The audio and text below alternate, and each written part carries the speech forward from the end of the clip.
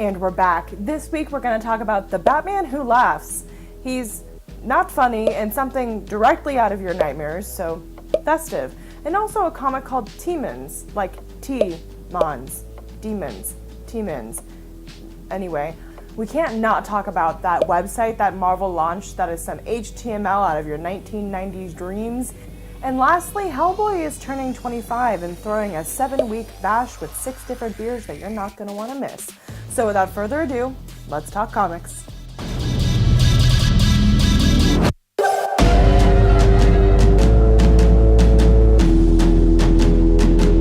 We're going to start with The Batman Who Laughs. Now listen, I'm into a good red lip as you can see, but this is terrifying.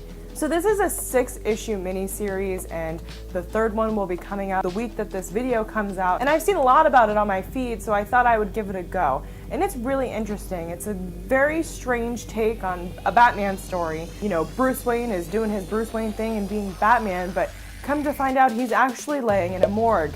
No, not the one Batman, but another one from a different timeline. And also through this timeline has come through a Batman who's killed the Joker.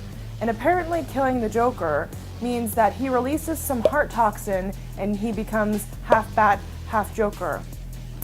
I was on the train with the different timelines and the people coming through and the different iterations of Batman. One of them just isn't a Batman at all. One of them is a Batman who uses guns, and one of them is a Batman who's like a little crazy. But it's hard to suspend my disbelief that when you murder the Joker, he just releases some heart toxin that only affects Batman and turns him into this thing that looks like a liquor from Resident Evil. That being said, it was still really interesting, and I'll pick up the other ones. It was just, I was reading it and kind of quirking an eyebrow at the same time, because that's some bad science.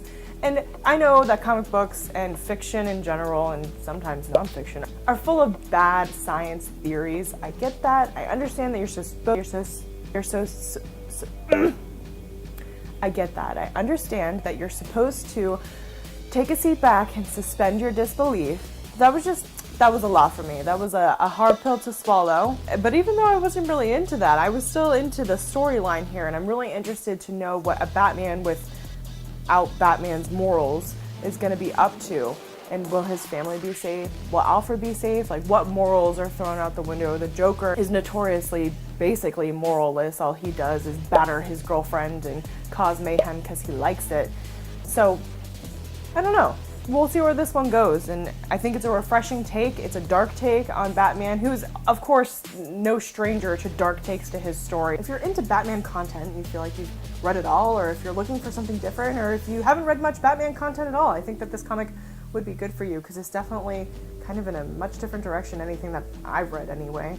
You know, it's a far cry from Bruce Wayne being annoyed at Clark Kent, so there's that. Listen, I said this before, but I think it's worth saying again. I'm not like a comic book expert. I don't know about every Batman story that there's ever been. I've read some of them, I've liked some of them, I've disliked some of them.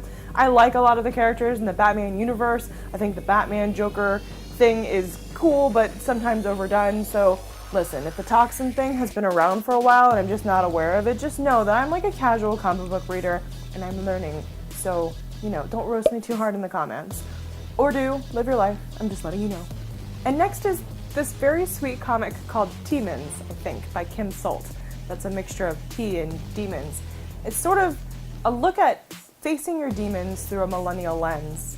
Perhaps one of the most millennial lenses, that is, she faces her demons through an app that allows her to drink some tea and then quite literally face her demons. But it wasn't just a kind of comment on that. It was definitely about being okay with them and being okay with being vulnerable and being exhausted. Because listen, going to work, having a social life, hydrating, feeding your dog, feeding yourself, getting in the shower, shaving your legs, it's just a lot. There's a lot to deal with in life. And I think a big theme of Taemons is that, I'm so worried that I'm saying that wrong, is that self-care is really important. And in order to self-care, it's more than like putting on a face mask or taking a bath. Sometimes it's really looking within and understanding why you're feeling the way that you're feeling and understanding it and being vulnerable to it. And that's really difficult, especially I think in this day and age. I sound like an old lady, but you know, when we're so easily distracted, I don't have to deal with how I'm feeling if I can scroll Instagram or talk to people on Twitter or go on Facebook and, you know, watch Netflix and Hulu and whatever else all at the same time. It's really easy to numb yourself because the world is very loud. The protagonist in this book, it starts with her kind of blowing off some social engagements maybe that she's invited to, and I get that, kind of the exhaustion of the day not making you want to go out into the world after. And you know, after she faces her demons and sort of reflects on being vulnerable and not fighting them all the time, she ends up going out. And I think that that's a really interesting and sort of sweet look at the way that being vulnerable and knowing your faults, but accepting them and not fighting them, can sort of rejuvenate you in a way and make some of those soul-sucking things that happen throughout the day a little less terrible. So I'll pick this up. You can get this comic and The Batman Who Laughs at Floating World Comics, located at 400 Northwest Cooch Street. Everybody there is so nice and so knowledgeable, and I picked these comics up there 2 weeks ago because, like you, I survived Snowpocalypse 2K19, but I wasn't able to make it to the comic book store because things were kind of slamming at work. If you didn't know, I'm a digital reporter at KGW, and so sometimes other things come up and I don't get to do the super fun stuff. We gotta talk about weather coverage and all this stuff. But listen, a Florida gal was really excited to see even just a little bit of snow, and she learned how to put chains on her tires. Well, they're cables, but you know. So hooray for that. So I missed the comic book store last week, but that's okay. I'll be heading there this week to make next week's video. You know how it goes. Anyways, you can pick these books up at Floating World Comics. Now, we have to talk about the new Captain Marvel website that Marvel launched so you could get your tickets early for the Captain Marvel movie, because it is some 90s HTML, like very early internet nostalgia happiness. It just really, it reminded me of going to computer lab when I was in like elementary school, and it was like the one day a week that was so exciting because you just got to play on like the little like platformer game or whatever, or there was just like the rippling text and it was like rainbow and like the sparkly background. It is awesome. It makes me want to start putting back as if into my vocabulary, but I think people will look at me weird. Listen, Hellboy is turning 25, and to celebrate that, Gigantic Brewing Company is releasing 6 Hellboy beers, all based off of different Hellboy characters, and they will be a limited run of 666 cases, because of course they'll be, and the beers will be released over 7 weeks. Each character and beer comes with a Mike Mignola specially designed sort of sticker that goes on, label. Label is the word. And so that's just super cool too. And so here's the list of beers. I'm gonna read it off my phone, please excuse me. Here we go. Hellboy is gonna be the first beer. It's gonna be based on Hellboy. It is a pancake maple beer, and that sounds so good. I really wanna try it.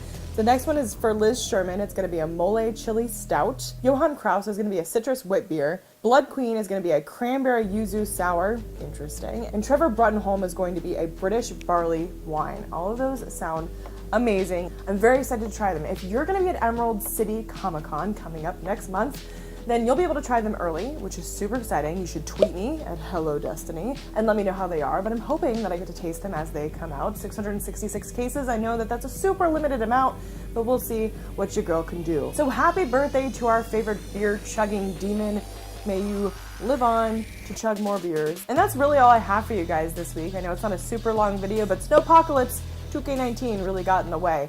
Let me know, did you get a lot of snow or no? Did you survive? I hope you did. But we did get to talk about The Batman Who Laughs, the 6-issue miniseries right now about a Joker-Batman hybrid in a weird way. Number 3 will be coming out this week, and so, you know, pick that up if you're interested in it. Definitely a grittier story about Batman, but I thought it was super interesting, bad science aside. We also got to talk about Taemons, which was a really sweet look at vulnerability and facing your demons no matter how you have to do it, and making sure that you're checking up on yourself and, you know, doing a little bit of self-care, which is super important. Also, don't forget to visit that Marvel website if you haven't seen it yet for Captain Marvel, just to relive that 90s heyday and the very early ages of HTML. Also, you'll be able to taste Hellboy's 25 anniversary birthday beers at Emerald City Comic Con. If you're headed there, let me know. But if you're not, you'll be able to taste them as a release from Gigantic Brewing Company over 7 weeks. Again, that's 666 cases of 6 beers to celebrate the 25th anniversary of Hellboy. And look, this is a pretty short video this week because I only read 2 short comics, and that's where you come in. Listen, I like doing these videos, but not because I just like talking to my camera in a very obvious ring light that makes really bad reflections on my glasses, but because, you know, talking about comics and having people talk to you about comics is one of the greatest joys in life. And it's so cool to go to the comic book shop and hear the perspectives of people who work there and have them recommend me things that they read and thought was cool, or they were looking forward to it coming out and stuff like that. But hello, like internet, there's like a whole metric buttload of people out there who like to talk about comics that is a scientific measurement. Do not Scrabble challenge me.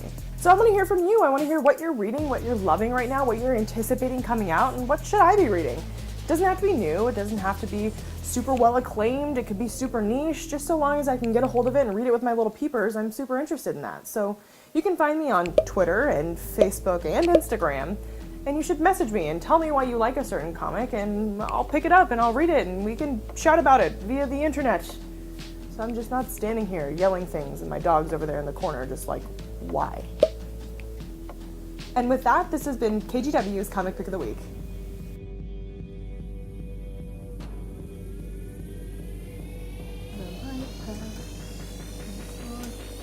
And we're recording.